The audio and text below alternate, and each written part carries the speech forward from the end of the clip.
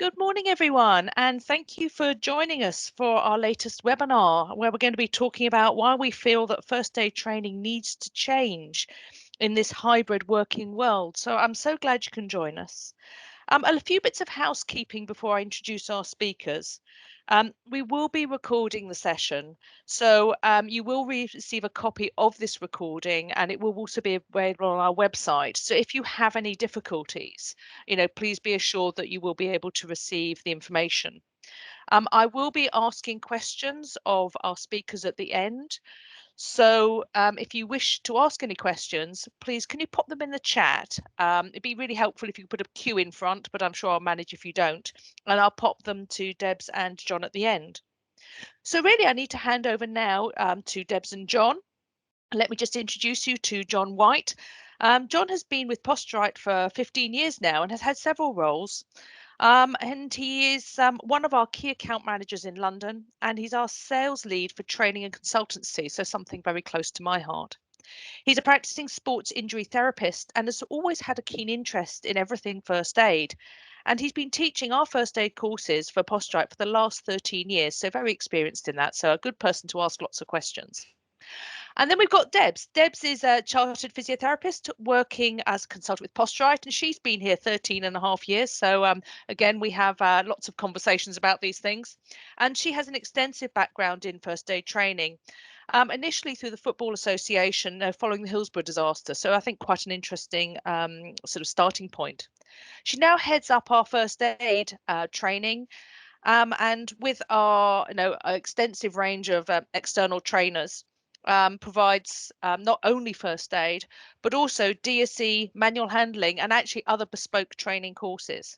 So again, another really experienced person closely talking to our clients about this issue. So I think that's enough from me, really, and I'm going to hand over to John and Debs for an interesting discussion. Then I'll come on at the end to ask those questions. So over to you two.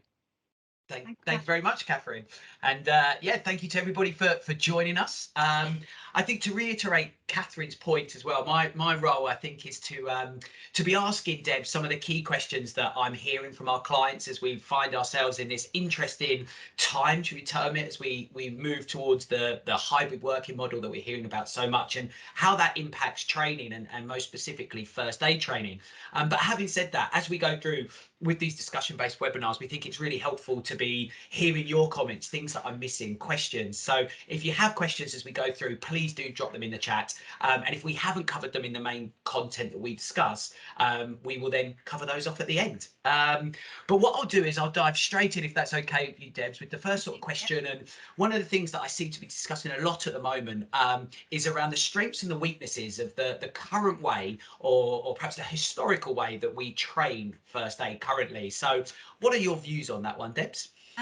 I think it's a really interesting one. And from my perspective, I think perhaps whether it's a weakness or whether it's just, as you say, historically, it's how we've always done it, it's classroom based.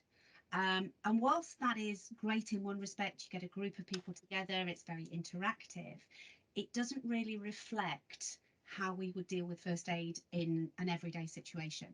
So I think we need to look moving forward at how we could change that, how we make first aid a little bit more interactive, just so that first aiders in the workplace are getting the best experience and as close to the real thing without actually being the real thing, if that makes sense.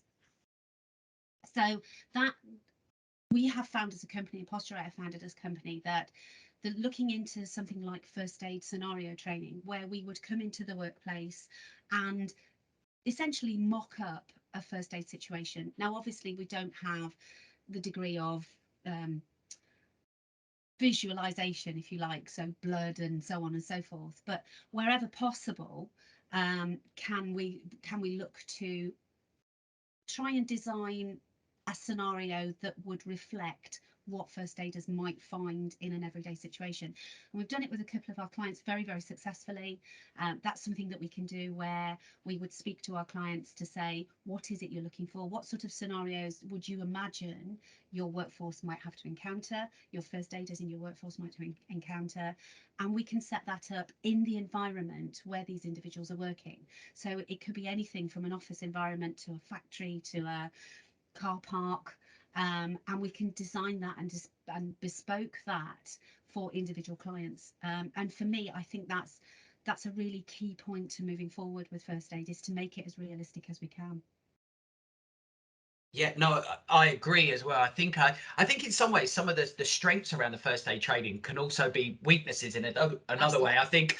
I think the fact that it's a 3 day course is quite a Yeah, comprehensive course, and by 3 days I mean the full first aid at work. So I think that's absolutely. absolutely fantastic.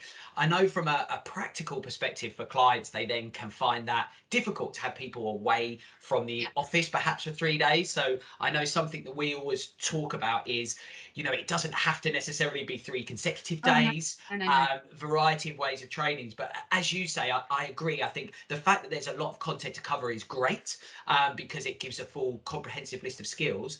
But Absolutely. also, having said that, the fact then that it does require a lot of content can come away from actually some of those practical applications of the skills, because there's so much to cover. So I think that's one of the interesting things, that some of the strengths can lead to Yeah, some of the weaknesses as yeah. well. But So um, with a lot of first aiders, it's a lot, the full course, and whilst it covers everything that we need it to, it's very intense, as you say.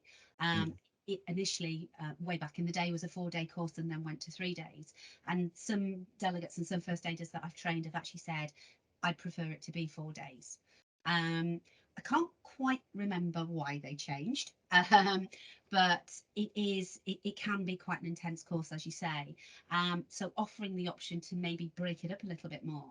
So we'd maybe do 1 day a week over 3 weeks, or however that works for clients, and we can have that discussion with people to say, well, how best can we train your staff, and without necessarily taking people away from the office for 3 days as a block. yeah, no, I completely agree. And I think the other thing that is having the continued training as well, as you say, because perhaps one of the weaknesses, and again, I understand why this is the case, but it's the 3 year window of Absolutely. retraining as Yeah. well. And so, unfortunately, a lot of people that I might then retrain arrive saying, actually, one of the first questions we ask is, have you used your skills in the last 3 years? And it's quite common for people not to have used those skills. So Yeah. I understand why we can't constantly be being required to requalify from a practical sense, but I think in a best practice sense, it's great that I know it's recommended an annual refresher, Yeah. and I think particularly now as we move into this hybrid model where people are in different locations, Absolutely. and I think we're talking here today about first aid at work, but I think the nice thing about first aid is people have a real interest also outside of work, in their personal lives and things, and Yeah. and the hybrid model of working links into that, with people more being at Yeah. home. I Absolutely. think I think as a result, a positive might be that we see more people interested in first aid training, for those reasons. But as I say, more of an emphasis on constantly retraining and getting a chance, as you mentioned, to use those practical skills, Yeah. which I'm sure Yeah. is something we'll come to later. Yeah. Absolutely. And we've probably covered some of them, but another question that I kind of get asked is around the sort of practical side of things, and what challenges companies now face, in organising their first aid training now that we are and have moved towards a hybrid model. So, Yeah. what are your views around Yeah, that one, I mean, Debs? it is a really interesting one, because we've got people that are based in the office, we've got people based at home, we've got lots of combinations of hybrid working moving forward, and essentially we need to then look at covering off our first aid provision. And I think that is one of the biggest challenges that clients are facing now is, okay, I'm going to have to train up more first aiders to actually cover off the people that are in the office, versus those that are working from home. And coming back to the point that you made earlier, John, I would agree with you 100% about the retraining and keeping those skills up to date. My dearest wish for every first aider that I train is they only ever have to issue somebody with a plaster, and that's as bad as it gets. Yeah, But obviously, those skills change. We know that the Resource Council meet roughly every 5 years and update the training. That has changed an awful lot in the last 2 years because of the situation we've been in. But you might find that somebody goes from qualification 1 to 2, and has nothing. So, again, how do we then incorporate that within the hybrid model? So, can we get first aiders on site to do the requalification or to do the refresher training? Do we need to offer more of those? Do we need to offer more flexibility in terms of how people retrain it or update their skills in an annual refresher situation? Yeah, no, that again, I think it makes perfect sense. And people are now asking me, you know, how many first aiders do we now need? You know, now that we're in a hybrid model and stuff. And again, I'd be interested, perhaps at the end, I'm sure this will be a discussion point, and to hear Catherine's views as well. But I think it's you know, working towards what's reasonable as well. You know, is it a fair assumption that if people are now 50% in the office and 50% at home, so effectively we've got 50% of people in the office at any one point, do we need twice the amount of first aiders? Makes sense, wouldn't it? But again, it's the logistics and, you know, the challenge to the company to actually break that down and look at what works for them versus how many of those first aiders are going to be in the workplace at any given time. Yeah, and I think it's something we'll certainly come on to, because actually I can see some of the questions coming in around this, and I think it's also a reminder that there are the varying levels of first aid. So whilst we want to retrain more people, I think everybody, I think everybody would be in agreement we now will need more first aiders, but we have the advantage of the emergency first aid at work course, or you know, the scenarios training. And I think again, you know, the overall message a lot of the time from first aid is that is to be confident in having a go. So just empowering people with those skills, particularly for the high level situations, to give them small amounts of confidence to carry out those skills, is a way that we can support in the hybrid model. Definitely, and I think as well is, you know, as you say, people having a go in that situation, doing something is better than doing nothing, even if that is something very, very simple, light, sitting with your casualty, reassuring them, keeping them safe, phoning the emergency services. It's something. But as a lot of people are a little wary when it comes to first aid. Do I get involved? Do I not get involved? What's the impact to me? And it is very much about just doing what you can within your scope of practice, within your capabilities, within your training if you are a first aider. If you're not a first aider, picking up the phone and speaking to the emergency services. Yeah, and I think it's a great point. And again, not to sound like we're actually teaching on a first aid course, but it's a reminder of actually what first aid is, which, you know, as we always say, we are always the first level of care before the arrival of more qualified professional medical help. So, you know, even empowering people with that message across the company is something that can be helpful as we move into the hybrid model. So so yes. So I mean, on that note, and we're speaking about this, you know, now that we're working in hybrid and some of the limitations and the problems that we've had. So how do we feel, Debs, that training can be done better, or first aid training can be done better under the hybrid model? What are our views on it? And again, as you said, a couple of these questions have come through and people talking about blended learning. And I think there is a place for that in terms of first aid. Obviously, it's not something we can do entirely virtually, as we've found out over the last couple of years with having to train remotely with the pandemic situation. But certainly we can blend this learning so that users, sorry, I beg your pardon, so that first aiders can actually do the theory side of the training in a home environment or in an office environment. So people who are working from home can still access first aid training quite easily. And then we would look to put together a practical session. So that would still need to be face-to-face training, but it dramatically reduces the amount of time that people, again, are away from work and they can access it from outside of the office environment.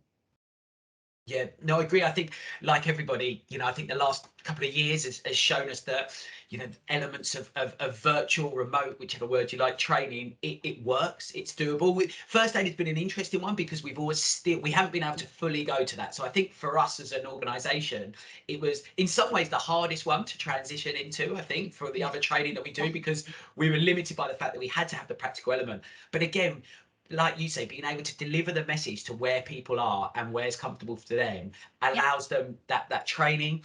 And again, and that's keeping things fully qualified with the full courses, but also we've, you know, delivered many sort of bespoke webinars or small almost lunch and learn type sessions to just get the message of first aid out and across. And you know, and there's many examples where practically certain clients have had a certain user, perhaps a new joiner who's somebody who suffers with epilepsy or anaphylaxis, sorry, and the sort of virtual element allows us to deliver these training courses. They can then be recorded, they can be reused. So I think there are certainly advantages, and like you say, James, I've seen with blended, and I think the exciting thing for us now as a training division is that we now have strong offerings in both the face-to-face and the virtual. Combine them with the blending allows us to really be able to be supporting our clients as we move into this truly hybrid model. Yeah, and that makes first aid so much more accessible as well. Because there may well be people that are based at home that say, well, you know, it means that I've got to come into the office to do the training. If half of that training can be done from where they are, there's more accessibility in terms of, you know, offerings to our clients for first aid training. Yeah, no, I completely agree. And I think, you know, with our sort of passion for first aid, we want to get that message out to as many people. And that is the other thing, to not be intimidated by first aid. And, you know, and again, it comes back to even things like, for example, the use of defib machines. And it's, you know, people have that fear around using those, but actually it's the great thing about the machines are we can't really make the situation worse. They're easy to use. And the overall message is, can we have, you know, if the situation presents itself, just have that confidence to use. So now with the new world that we find ourselves in, being able to deliver those messages to more people in more accessible ways, I think is always going to be a good thing. And the, you know, the defib awareness, as you've said, just making people, you know, just allaying those fears. And I think both you and I have found that one of the probably most common questions that we are asked is, you know, what happens if you put this on somebody that has a normal heartbeat? Absolutely nothing, but allaying those fears. As you say, we see lots of defibs out and about in the public domain.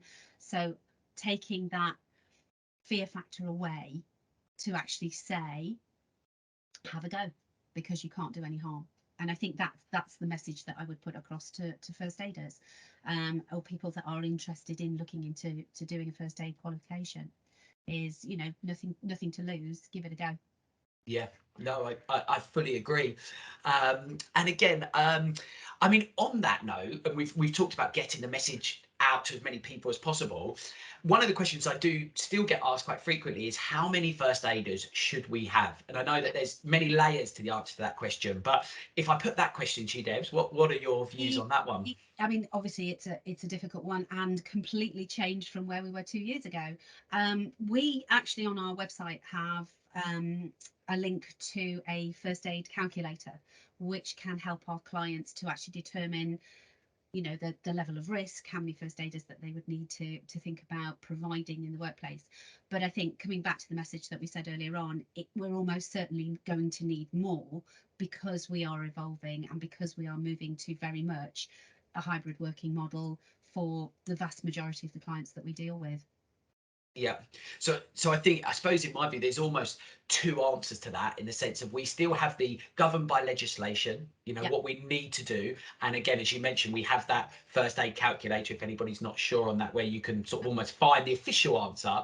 But what we're finding now is best practice, or also, again, more in DSE, but we use the word reasonable a lot. You know, what is now reasonable? What is a reasonable amount of coverage for people to have, that, you know, following a risk assessment that we think is going to be suitable? And that's what I think is the interesting part. And that's when I think, and again, we'll come on to talk about this because I can see questions around this, but actually the emergency first aid comes in, or even the smaller sessions than that, the more informal first aid, is all going to be helpful as we make our way back to the office and have these multi-sited places of work. So I think there's a couple of sort of layers to that one when people ask me that, and that's sort of message to get across. But yeah, I mean, I think at that point, they were the sort of main questions that I get asked and wanted to cover. But I think what's been really helpful and is that the people joining us today, thank you for that. And there's lots and lots of questions I can see coming in, which is great. So I think at this point, it's probably worth going over to answer some of these questions and things. And right on cue is Catherine to ask us some of those questions. We've probably had the hardest job this morning, because there's been absolutely reams of them coming in. Thank you so much, everybody. Well, we'll soon see whether it's whether I've achieved the job or not. So, I mean, first of all, I think I'm going to have to group some of these questions together. Some of them are quite similar, so please, everyone, forgive me if I don't get your question exactly right. Can I just ask, first of all, probably for you, Debs, you know, your views on, you know, are we saying that we're going to need more emergency first aiders rather than full first aiders? That's one of the questions that seems to be coming across. Yeah. I think any first aid qualification is a good qualification to have. The main difference is with the emergency first aid as it stands is that's essentially the life-threatening situation where you might have somebody who collapses that might look to need to be checking for breathing, that sort of thing, and maybe, as we've said, the defibrillator, the CPR. The full 3-day course covers off an awful lot more in terms of injuries and illnesses, and again it does come down to the risk assessment. In an ideal world, it would be wonderful to have every first aider to complete a full 3-day course, but that a lot of the time is going to come down to individual clients and what their need would be. My personal view would be ideally the 3-day, but any first aid qualification is a definite positive to have. Okay, thank you. This is a real specific, actually, Okay. and I don't know the answer to it, so I hope you do. Oh my goodness. Does with relating to COVID, and no rescue breaths during CPR, does that still apply? Yes. Oh, Yes. that's a nice and easy answer there. That's lovely. Well, I say yes. I haven't had any notification of any updates. And I think moving on from that, and it might well be a question that's been put to you as well, Catherine, is in terms of rescue breaths, people, first aiders in particular, and I talk about this on my courses, is there's far too much emphasis on people worrying about getting breath into a casualty. The most important thing is actually the chest compressions, and there is a big move towards compression only CPR. We've done that and we've trained that throughout COVID, but in any situation it would be down to the first aider as to whether or not they wanted to do rescue breaths. Best practice, yes, if you're able to, but I think the important message that I would take from this is if you did nothing else, compression only CPR will sustain your casualty until the emergency services arrive or you've got access to a defibrillator. But the short answer, Catherine, is we are still as a company advising people against rescue breaths, and the Resus Council haven't sent us anything through to the contrary at the moment. Okay, thank you. There's been lots of questions about how do we provide cover in this new way of working, and I'm just going to give you a moment because I'm just going to put my pennyworth in because Okay. I suppose I want to say to people, we've always had people who work on their own. We've had lone workers for a long time, and we found solutions for them, and whether it be training or relying on other people. So let's not forget that we've often had lone workers before, and it is a risk-based approach according to what they're doing. Yeah. So my viewpoint is on this is take a breath, look at the risks, use a risk calculator, see what your risks are, and then categorize what the needs are, and then look at what you need to do. So I'm going to put my penny's worth in. I'm no expert in this area, but from a risk approach. Absolutely, and I think you've probably answered the question on my behalf, Catherine, because I would agree wholeheartedly with that. I think that it is about analysing what the risk is, prioritising, and then taking it from there. But I would concur with everything you've said on that. In fact, there was a very interesting comment made by somebody saying that they felt rather silly putting themselves into a recovery position. Yes, And I so, completely understand that. I think the first aid training for when somebody's on their own is going to be slightly different from when you're in a different scenario. So, and this again has come up in some of the questions as to whether the content perhaps we need to look at a different set of skills for some of these first aid qualifications. And yeah, so I would agree with that 100%. And I think in terms of the recovery position, we have called it the recovery position forever and a day. John and I both know that they changed the wording of this a few years ago to the safe airway position. We all still know it as the recovery position. And I think what I would say to people in that situation is to get yourself onto your side. The whole purpose of that, in whatever fashion you do it, is just to make sure that your airway is maintained. So we do it on the courses, and we do it in a very not militarized, that's not the word I want, but is it very, we do this first, we do this first, we do this first. And then I tend to say at the end of the session is best thing would be to do it the way we've actually demonstrated it this morning, but in a real life situation, getting the casualty on their side safely and effectively to maintain their airway is what we want. And actually, sort of going back to this lady's things, if you are on your own, if you have got concerns, if you've called an ambulance, you're not feeling well, actually adopting that position is a good thing to do, isn't it? Of course, stick the phone on loudspeaker, The emergency services will stay with you.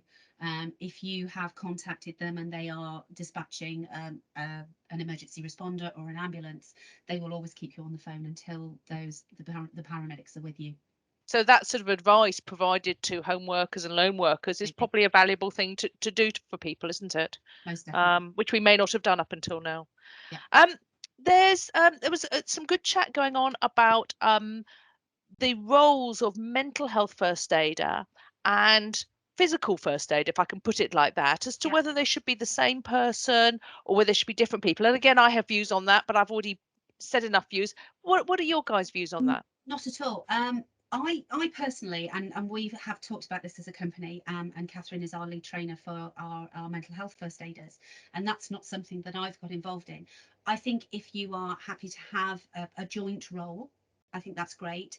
But I think sometimes it's actually quite nice to have a different group of individuals as your mental health first aiders, as opposed to, as you say, your physical first aiders. I wouldn't dissuade anybody from doubling up if they felt that they had an interest in that and they wanted to carry their training forward and it's CPD. But for me, sometimes that just having that little bit of a difference is actually probably more beneficial to a lot of our clients that we're dealing with. Yeah, and I think there's also, as I know you discussed during your courses, if you've been in a traumatic situation as a first aider, you need somebody to support you and debrief, and sometimes having a separate mental health first aider may be able to help support that role, mightn't they? Most definitely. So, Yeah. so I think that's useful. Lots of discussion about blended learning and whether there is any purely online learning, and I'd be interested to hear your views on that. Unfortunately not. The blended learning, as we've spoken about, is great, and that means that we can target more people in terms of training, but there is always going to be a practical element to physical first aid. So how that is conducted would be down to our clients, and we can have that discussion with them about how they want to put that practical session together. But first aid has never been and will not be, as far as I know, a purely virtual, purely online course. In terms of the annual refresher, that is something that we can offer as a virtual course. But it would be a certificate of attendance rather than QualSafe, who are our awarding body, issue you a certificate to say that you've done the annual refresher. If our first aiders didn't want to be involved in the practical element of that, because this is a recommended course rather than mandatory, we could offer that with a certificate of attendance. But currently that's the only one we would offer as purely virtual. I was going to say that actually fits in with it with another comment we've had is, do we have any ready-made home worker first aid guidance, or are we aware of any that we could share with people? Not that I'm aware of, but I can certainly go away and research that for you and get that back to you. Not a problem. So we might be able to put something and pop it on our website. Some simple guidance for people. Yes, Okay. Well, We'll see if we can do that, and obviously we'd notify everybody if we were to put that up on. Okay, that's great. There's of course this might, but there might be for John actually. Somebody's quite interested in the scenario training and says, is there sort of a significant cost implication for that? Yeah, I mean, I think the great thing about the scenario training is effectively it can be a bespoke training. So how we would there isn't a off the shelf course, if you like. So we would really be looking to build that to your needs. So it can kind of be as in depth or as specific as you like. So we tend to start with an introductory call really to understand the needs, and then we would be able to provide some pricing around that. But no, I think it's the one that really receives fantastic feedback. It's a break from the norm, if you like. I think people have, the first aiders are used to training every 3 years, and they get into that repetition of doing that, where actually we find it really interesting. Then we then create a scenario and say, right, course is different today. There's a person having a first aid situation, away you go. And that's a really nice practical application of what, although we've spoken about blended learning, it's a practical skill. So to answer your question, I think people find that to be a very valuable way of training. But my suggestion would be to reach out to us with what you might be looking to achieve, and at the sort of training at posturite.co.uk, and we will come back to you and discuss how we do that. Okay, that's great. I just wanted to draw your attention to the chat. Somebody has posted some guidance from the government that apparently was updated yesterday. Okay, So thanks very much for I mean, we've not looked at it, but if people are interested, can I just draw your attention to the chat? You might find that a useful Yeah. link. So thank you And to thank you Sheila as for well. posting it. So thank you for that. An issue that's come up before, and I think probably needs to be raised again, is first aid insurance. And I think not only for if you've been trained as somebody for work, but does that, do you have to worry about using your first aid skills in other parts of your life? Can I pose that one for you? Yeah, I have some documentation on this that we can post on the website, but essentially companies generally will cover first aiders in the workplace. If you are doing or helping somebody in an everyday situation, we are generally covered by the Good Samaritan Act in this country. It's slightly different if you are a first aider that's being paid outside of work. So say for example you worked with a sports team, or you went to a venue as a recognised first aider, it might be worth looking at additional insurance, but the vast majority of the time it's not necessary. Okay, that's great. There's been a little bit of a chat, about support for home workers and appointed persons, and whether there should be a sort of helpline that people could phone if they weren't feeling well at home. I'd be interested in your viewpoint. I mean, my initial reaction was, if you're really not feeling well, you probably need to go to the 111 or that sort of thing. But I would be interested in hearing as to whether you think there is any value in sort of having like a first aid forum or something within companies. I think that's a great idea. How people and we ourselves have looked at, a link with our line managers, so being able to dial in, and if your line manager's not heard from you, then there would be concerns and a call would be made. I think a first aid forum would be great. Essentially, if people are not feeling well, depending on how unwell they're feeling, I would always say worst case scenario is either 111 or 999. But I think if companies can look to provide some sort of support mechanism or support platform, I think that would be a great idea. I think, I mean, there was I was aware with a client who was on a call with a colleague who then I believe collapsed Yes, whilst on a call. So I think it's very important that all companies have a process in place absolutely. by which, if you are concerned about a colleague Yes. at a remote situation, we all know very quickly how to get support to them. So I think that, I mean, looking at our not only first aid processes, but those support mechanisms, I think is something that we need to do, probably even more importantly, don't we?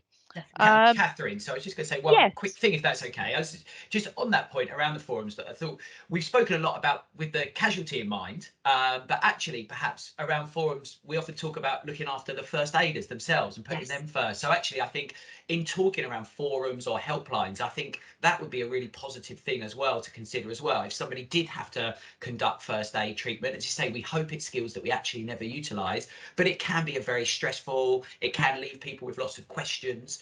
So creating, I think, a team around your first aiders would also be a good use of a forum or a helpline, as well as the other things that you've mentioned. Yeah, and I think that's where the mental health first aiders come in to their own, really, as that support mechanism, firstly for employees in the workplace, but also as a support mechanism for their physical first aid colleagues, if we want to look at it that way. Okay. I think, I mean, we're running out of time. I hope that I've asked most of the questions. I don't know whether it'd be worth just having a little summary. I say there are certain things that I've taken from our discussion today. I mean, maybe I'll start with that by saying, do you know, it's time to sort of go back to our risk-based approach. I think we've got a calculator, haven't we? So let's look at the risks for our companies and for those individuals, and make sure that we've got the relevant first aid for them. It's not a one size fits all fit at all, is it? But there does seem to be quite a lot of information going on out there. But so that was, I suppose, my headline from talking to you two today. But John, can I start with you just to say, is there anything that you think we need to just underline, obviously we will go back to people, we will look at those questions, and we will go back to people individually if we've not answered their questions. But anything in summary from yourself? No, I think the overall message for everybody, firstly, thank you very much for joining and having these webinars, these kind of question sets, I think are fantastic. So thank you very much for those.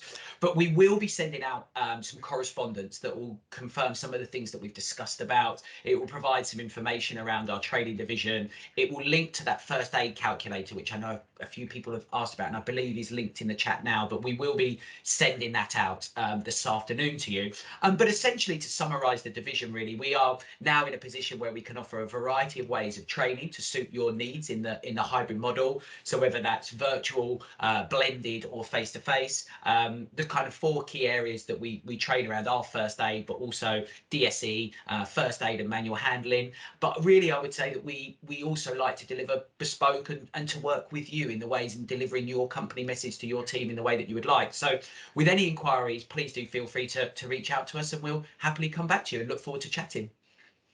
Thank you, John. And Debs, really over to you for your final thoughts. Yeah, I mean, John's put it very much in a nutshell. Just before I close, Peter asked a question about rescue breaths for children. Yes, we do rescue breaths for children and for babies, essentially because it's generally a breathing issue, which is why a child or a baby would collapse. So that is still the case, the initial 5 rescue breaths in that instance. Yeah, I think just to reiterate what John has said, working with you moving forward to find out what your needs are in terms of first aid and how best we can support you in delivering your training. It's been absolutely fantastic to see so many people come on the webinar this morning, so thank you from me. All your questions have been brilliant. You've certainly given me some food for thought, and I'll go away and look at those questions that we've not managed to answer and put something together. Certainly in terms of the home working, I think that's something that we need to tackle and look to support our home workers if they're not well at home. I can see is Rachel's asked for the recording as well, and the recording is being sent out in that correspondence that we mentioned, just to answer that one. It will be, I think, and I think, for me, it's not, we're so used to doing first aid in one way, and I think this has opened the door to doing first aid in different ways and making it appropriate for all the different scenarios that the working styles, which are very exciting, but they need a lot of work to make sure everyone's safe, aren't they? So thank you, both of you. And I shall let you pause for breath. And just really want to thank everybody for joining us today. And I'd just like to draw your attention to, we have our next webinar will be on the 20th of April. And we're going to be talking about stress and mental health of people working at home, and actually as they work in a more sort of hybrid style. So we've got a great lady, Elise White, coming to talk to us about how we can help to manage our mental health in these new and exciting ways of working. So I hope you can all join us on the 20th of April. Thank you very much for now. We will be sending the recording out, and I hope you have a great day. So thank you and goodbye. Thanks, Catherine.